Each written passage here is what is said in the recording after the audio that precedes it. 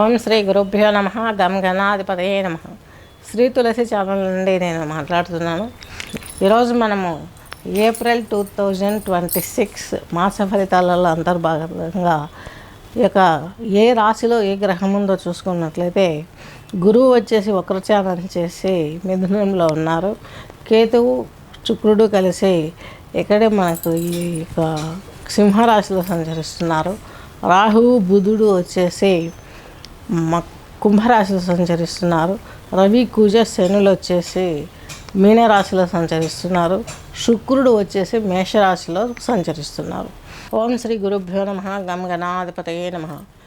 Next ఇప్పుడు తులారాశి తులాలగ్నం తీసుకున్నట్లయితే చిత్తా నక్షత్రం 2 పాదాలు, స్వాతి నక్షత్రం 4 పాదాలు, విశాఖ నక్షత్రం 3 పాదాలు కలిపి ఈ యొక్క తులాలగ్నం తులారాశి కిందికి వర్తిస్తుంది. తులారాశి వారికి తృతీయాధిపతి షష్టాధిపతి అయినటువంటి గురువు వచ్చేసి భాగ్యంలో ఉన్నారు. చిన్న చిన్న కంపెనీలు ఏమైనా పెట్టుకునే వారికి ఈ బాగా మీకు అందుబాటులోకి వచ్చే అవకాశం ఉంది. ఈ టైంలో ఎవరికైనా సరే ఈ గోచారంలో ఏప్రిల్ గోచారం చెప్తున్నాను కదా, అన్ని రాసుల వారికి కూడాను ఒక చిన్న హింట్ ఏంటంటే మీరు ఎవరు కూడాను మతాన్ని అడ్డు పెట్టుకొని రాజకీయాలు చేయాలనుకోవడమో లేకుంటే ఏదైనా ఆ యొక్క ఆవేశంలో ఎవరికైనా ఏదైనా హామ్ తలపెట్టారంటే మీరే నష్టపోతారు. ఈ క్లారిటీ మీకు ఉండాలి. ఎందుకంటే ప్రతి జాతకునికి ఇది ఇంపార్టెంట్. ఈ యొక్క కాంబినేషన్ బాగలేదనమాట. రాహుతో బుధుడు, రాహు పదం చండాలంగా ఉన్నాడు బుధుడు.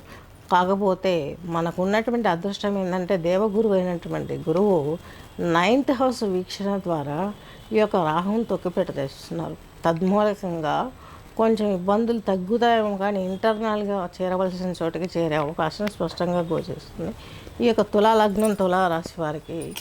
అలాగే మీకు 6వ ఇంట్లో రవి కుజుడు శని ఉన్నారు. ఇది కూడా కొంత ఇబ్బందిని కలగజేసే వాతావరణాన్ని కలిగిస్తుంది.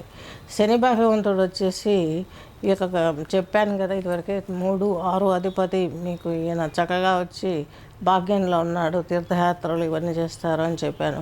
ఇల్లు కట్టుకోవడము, అలాగే ఏదైనా వాహనాలు పర్చేజ్ చేయటము, ఇలాంటి విషయాలు బాగా జరిగే అవకాశం స్పష్టంగా ఉంది.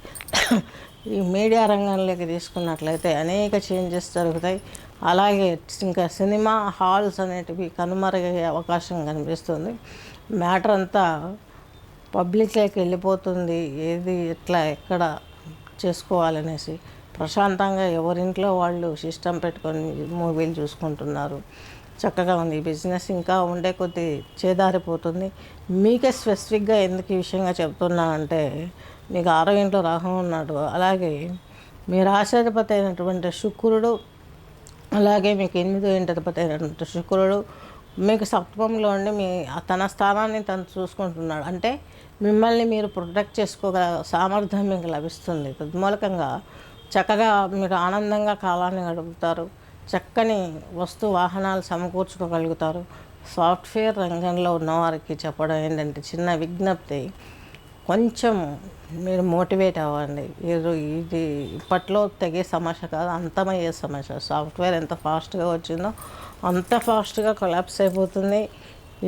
మీకు ఏం మాత్రం ఒక 1/2 ఎకరా ఉన్న పొలము దాన్ని వదులుకోకండి. ఊరికి వెళ్ళి కూరగాయలు పండించుకొని తినొచ్చు మనం. కానీ ఇన్ని రోజులు తల్లిదండ్రుల రక్తమాంసాలని మనం ధారపోసిన వాళ్ళు ఇచ్చిన ఆ ఎడ్యుకేషన్ మనకి ఇప్పుడు బూట్ ఖర్చులకు రావట్లా.